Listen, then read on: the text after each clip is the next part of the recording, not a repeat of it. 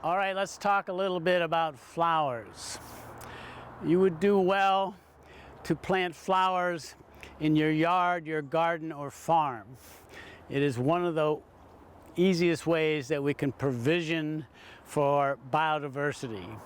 By planting of flowers, you offer habitat, shelter, water, and food for pollinators, or what I call the 3 Ps. Pollinators, bees principally, but not exclusively, native and non-native, predators, and parasitoids, which is just a grouping for beneficial insects that predate on detrimental soft-bodied insect.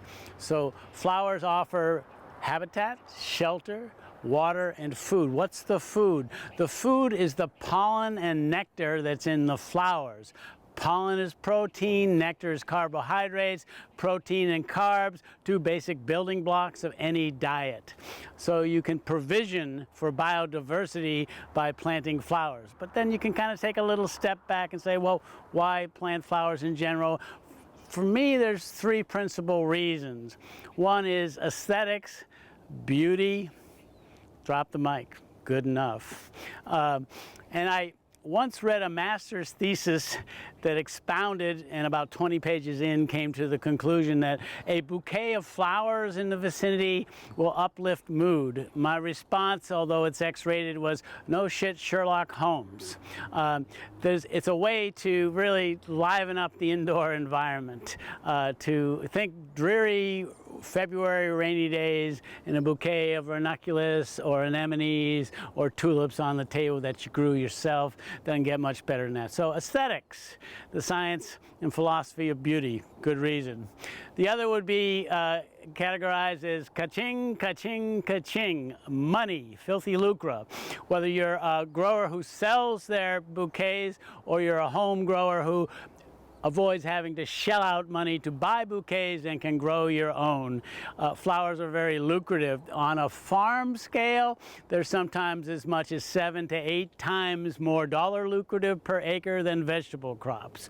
And they also are, along with fruit, a draw crop. Everybody loves flowers, everybody loves fruit. You have them with your radishes and dill and whatnot at your farm stand. People will come, they'll buy a little of this and a little of that. So you've got aesthetics, and you've got monetary reasons, but the big reason is what I started out with it at the outset, is to encourage biodiversity and particularly to attract pollinators. About 75% of our vegetable crops are brought to you by pollinating insects, and our entire fruit inventory is brought to you by principally winged flying insects. Bees, again, native and non-native. So I'm standing next to a rather robust shrub.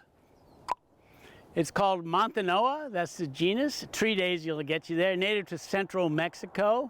This is a shrub that we cut to the ground every year. Here we are in November, and this is the result. It grows 10, 15 feet, and around this time of year is bedecked with clusters of large daisies. Daisies that have a scent, depending on who you talk to, that smells like vanilla, that smells like chocolate, they're sweet scented.